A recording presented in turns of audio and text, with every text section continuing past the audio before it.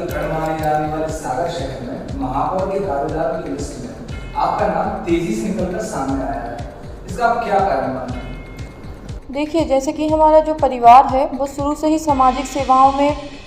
और सामाजिक सेवाओं के साथ साथ नगर के विकास में अपना योगदान देता आया है और साथ ही शहर में हमारे परिवार की एक साफ़ सुथरी, ईमानदार और सेवाभावी छवि रही है। तो मुझे लगता है यही कारण हो सकते हैं जिससे मेरा नाम आगे निकल कर आ रहा है। किन मुद्दों पर आप सागर के विकास के उसमें हम महापौर का चुनना चाहते ताकि जनता चुने आपके लिए? जी, किस प्रकार का विकास होना चाहिए सागर में, क्या कमी दिख रही है आपको? जी, मूल रूप से तो मुझे लगता है महिला सशक्तिकरण और युवाओं को स्वरोजगार मेन मुद्दे रहेंगे और इसके साथ साथ ही जो सरकार की जो योजनाएं हैं उनको समाज के हर हम कहेंगे अंतिम पंक्ति के हर व्यक्ति तक पहुंचने के लिए जो भी कार्य रहते हैं हम उनको करने का प्रयास करेंगे। और इस साथ ही नगर के विकास को लेकर हम चाहते हैं कि जैसे नगर का सौंदर्यीकरण हो गया और नगर में पर्यटन के क्षेत्रों में विकास, स्वच्छता को लेकर जो नगर में अवेयरनेस लोगों के बीच होनी चाहिए, इन सब पर ज़्यादा ध्यान देने की कोशिश करेंगे। कांग्रेस पार्टी द्वारा अपने प्रत्याशियों की घोषणा काफी पहले की जा चुकी है, लेकिन भारतीय जनता पार्टी में अभी किसी प्रकार की कोई बात नहीं हुई और काफी सारे लोग ऐसे हैं जो भारतीय जनता पार्टी में दावेदारी कर रहे हैं, तो आपका ऐसा क्यों लगता है कि पार्टी आप में विश्वास जताएगी? देखिए, जैसा मैंने अभी बताया आपको कि जैसे हमारा परिवार है शुरू से ही सेवाभावी रहा है और उसके साथ ही जो हमारे परिवार के लोगों के पास अनुभव है और मैं खुद अपनी युवा सोच रखती हूँ और अपने निर्णय लेने में सक्षम हूँ, तो मुझे लगता है कि जनता मुझे एक मौका ज़रूर देना चाहेगी। अगर ये दावेदारी करने के बाद भी फाइनली जैसे भी जब भारतीय जनता पार्टी नामिनेट करती है उस समय अगर आपको टिकट नहीं मिलता तो उसके बाद क्या करें? जी, उसके बाद अगर संगठन जिसको भी चुनती है तो हम उसके साथ पूरा उसका सहयोग करेंगे। अगर आप भारतीय जनता पार्टी से जीतकर सामने आती हैं तो हम महिला सशक्तिकरण के लिए क्या योजना करेंगे? जी, महिला सशक्तिकरण के लिए मेरा यही रहेगा कि महिलाओं को आर्थिक रूप से सक्षम बनाना, उनको अनेक नए उद्योगों से जोड़ के उनके लिए लघु उद्योग, मध्यम उद्योग या जो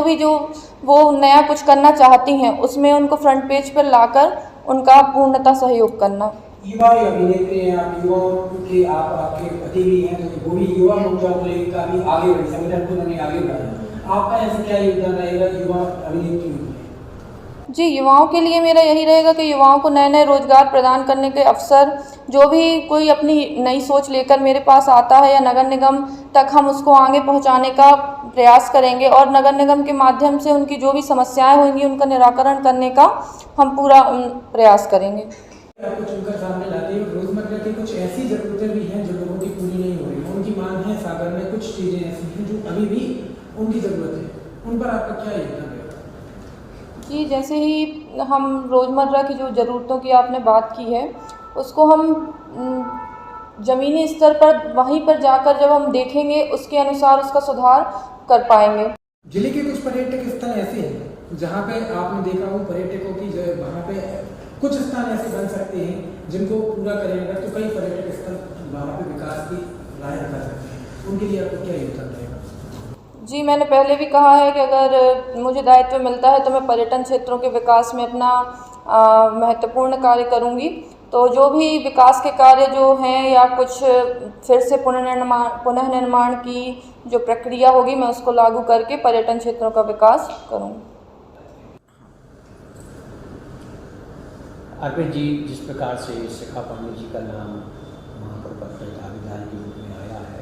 सागर शहर में चर्चा का विषय बन गया, इसके बारे में आपका क्या कहना है? देखिए, जो हमारा नाम दावेदारी में जो भर कर सामने आया है उसका पूरा श्रेय मैं अपने परिवार की छवि को और परिवार द्वारा जो सेवा कार्य हमेशा से सदैव निस्वार्थ रूप से करते चले आ रहे हैं उसको देना चाहूँगा। होता यह है कि जब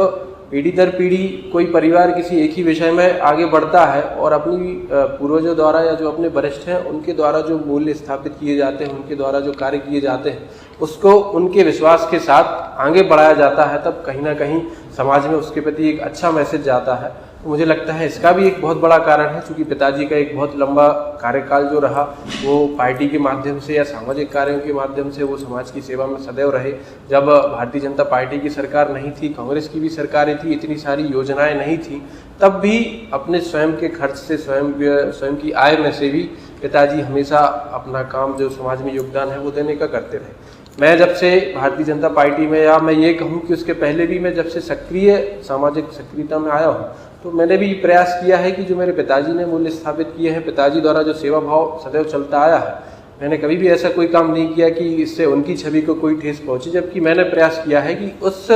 कार्य को मैं और अपनी तरफ से कितना आगे बढ़ा सकता हूँ, कितना और अच्छे से कर सकता हूँ, ये करने का मैंने प्रयास किया है। और मुझे लगता है कि इसका ही ये परिणाम है कि आज एक अच्छे मजबूती के साथ हमारा जो नाम है वो निकल कर सामने आया है। सागर में आपको क्या कमी दिखती है कि जिसके कारण सागर का विकास होना चाहिए? देखिए, कमी तो देखी जाए तो भारतीय जनता पार्टी की सरकार और भारतीय जनता पार्टी का मेयर, प्रदेश में सरकार और विगत 8 साल से केंद्र में भी भारतीय जनता पार्टी की सरकार है, तो कमी तो मुझे कुछ समझ में नहीं आती है। जितना भी प्रयास होता है, सरकार अपने माध्यम से जो भी कमी समझ में जब भी आती है उसको पूरा करने का प्रयास करते हैं, लेकिन फिर भी कुछ क्षेत्र ऐसे हैं जिन पर मुझे लगता है कि व्यक्तिगत अपना ध्यान आकर्षित करके सरकार की योजनाओं को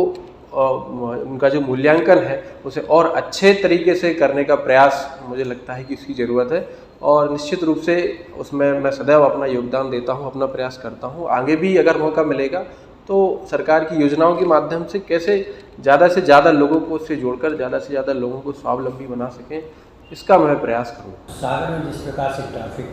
व्यवस्था खराब है, रोड भी पूरी गंदी हुई है और आने जाने गड्ढा बने हुए हैं, रोड भी खराब पड़ी, तो आप इस बारे में आपका क्या कहना है? देखिए जब तक नगर निगम के या सरकारों के संसाधन सीमित होते हैं तो उन संसाधनों के माध्यम से जितना अच्छा कार्य किया जा सकता है वो कार्य करने का प्रयास सागर नगर निगम ने और मध्य प्रदेश की सरकारों ने किया है। लेकिन विगत कुछ वर्षों में नरेंद्र मोदी जी की सरकार के आने के बाद सागर जब से स्मार्ट सिटी में आया है, तब से हम देख रहे हैं कि बड़े बृहद रूप से रोडों का निर्माण या अन्य जो कार्य हैं उनका निर्माण कार्य जारी है। थोड़ी बहुत समस्या जो शहर के लोगों को है, तो मुझे लगता है कि शहर के लोग आज जागृत हैं और वो ये समझते हैं कि जब हमें भवन बनाना होता है तो उसके पहले पिलर खोदना ज़रूरी होता है। अगर पिलर ही नहीं खोदेंगे तो भवन बनाना संभव नहीं है। ठीक वही बातें यहाँ भी लागू होती हैं। अगर हमें रोड बनाना है तो पहले हम रोड को खुदाई करेंगे, फिर उसका बेस बनाएंगे, फिर उसके बाद कहीं जाके रोड का निर्माण होगा। कोई भी विकास कार्य है जब तक खुदाई नहीं होती है तब तक उनका बेस मजबूत नहीं होता है। और अच्छे काम के लिए थोड़ा बहुत अगर शहरवासियों को कुछ समस्याओं का सामना करना भी पड़ रहा है, तो मुझे लगता है जितना मैं शहरवासियों से रूबरू हूँ उसका एक शहर के लोगों में ये साफ संदेश है कि आज जरूर कुछ 2-4 दिन ये परेशानी के हैं, लेकिन इसके बाद जब सागर की सूरत निकल कर आएगी वो निश्चित रूप से महानगरों की तर्ज पर निकल कर आएगी। कांग्रेस पार्टी ने अपना टिकट घोषित कर दिया, 40-60 का रेशो है, आप इस पर क्या कहेंगे? देखिए 40-60 का रेशो तो मुझे समझ में नहीं आता है कोई 40-60 का रेशो। बाकी दावेदार हैं, कांग्रेस पार्टी है, मध्य प्रदेश में भारतीय जनता पार्टी के बाद कांग्रेस मुख्य विपक्षी दल है और उन्होंने अपना कैंडिडेट निर्धारित कर दिया। चुनाव में कोई ना कोई उम्मीदवार तो सामने रहता ही है, किसी ना किसी का सामना तो करना ही होता है। अब जब चुनाव होगा, जो भी प्रत्याशी होगा पूरी भारतीय जनता पार्टी के साथ मिलकर और पूरी अपनी क्षमता के साथ चुनाव लड़ेंगे। क्या कारण है कि अभी तक प्रत्याशी की घोषणा नहीं? ये तो संगठन का विषय है। संगठन जब अपने स्तर पर बैठेगा, सब वरिष्ठ पदाधिकारियों में सहमति होगी और जिस नाम से सहमति होगी उचित समय पर घोषणा की जाएगी।